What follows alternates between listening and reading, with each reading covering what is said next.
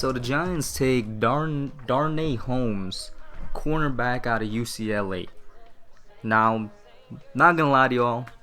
That's not to say I do lie to y'all, because when I say that, it makes it sound like that. But you guys know I keep it completely transparent on this channel. I only know Holmes from one thing, and that's the Senior Bowl that I happened to catch a piece of. I didn't even watch the entire Senior Bowl. I caught like a quarter of it.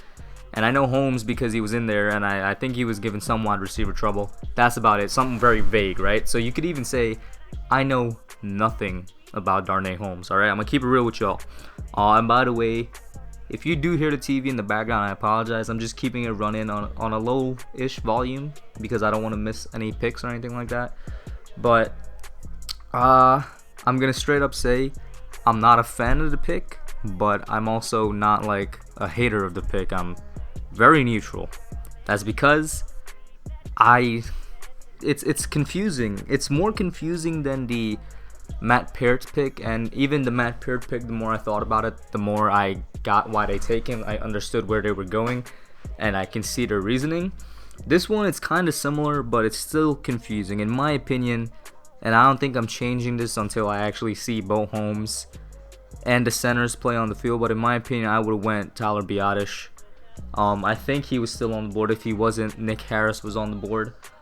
I'm kind of off the edge train. Even at this point, I wouldn't really take an edge. I'd try to get a wide receiver or a center.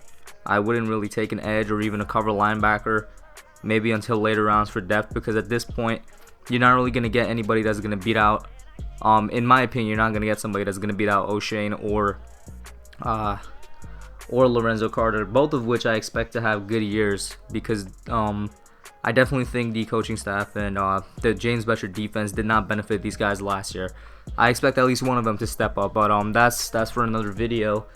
This right here, it's a confusing pick because I don't think we needed a slot corner, and that's what this guy is. This guy's a nickel cornerback. At the end of the video, I'm going to read out what both the NFL draft profile from NFL.com had to say about him, and I'm going to read out a couple tidbits from Giants.com, article of him right after he was drafted. But I don't think we needed him because our secondary is stacked in terms of quantity, not necessarily quality. We have a bunch of bodies in secondary right now. And what this tells me is something I said a couple of weeks ago, and I actually got quite a bit of hate for it.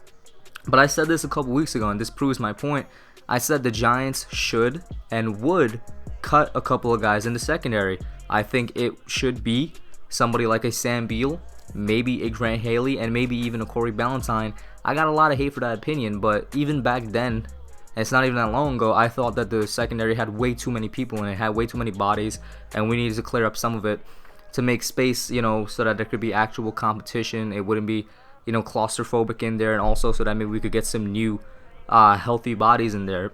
Healthy speaking specifically towards Sam Beal.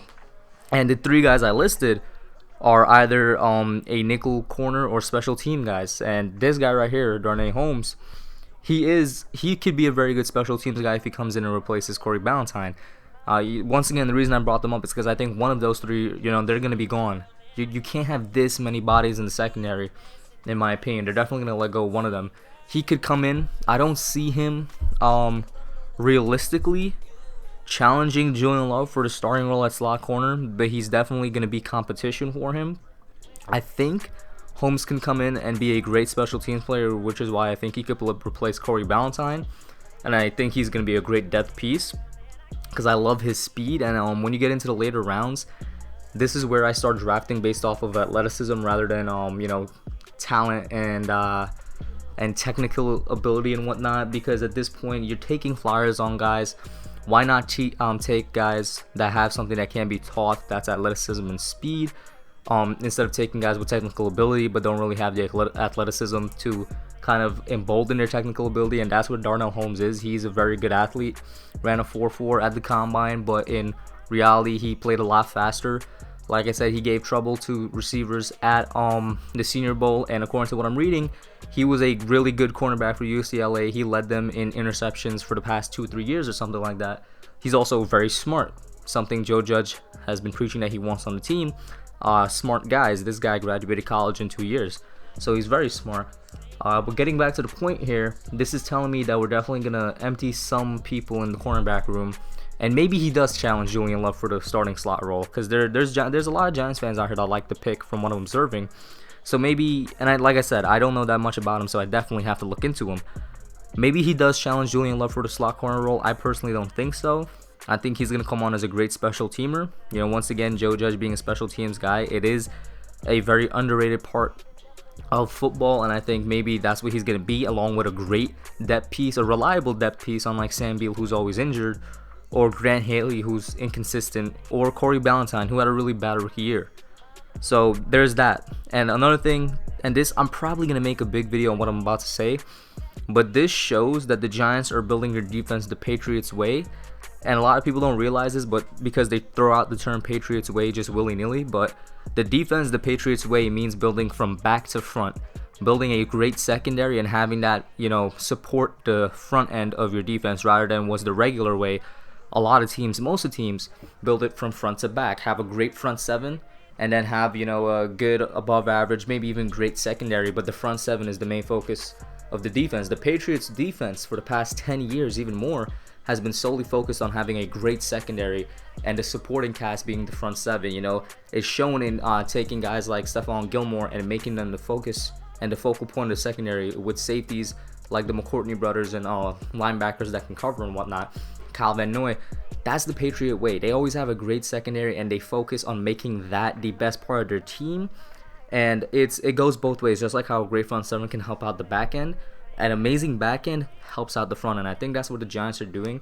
You know, they're trying to build it in that sense the Patriot way, with Judge being from New England and all that. And right now, at this point, I'm expecting the secondary. In my opinion, there should be no excuses for them coming up this year. They should be a good, really good secondary, because you have a lot of bodies there and there's a lot of potential there. People don't realize this. I'm really excited for the safety duo.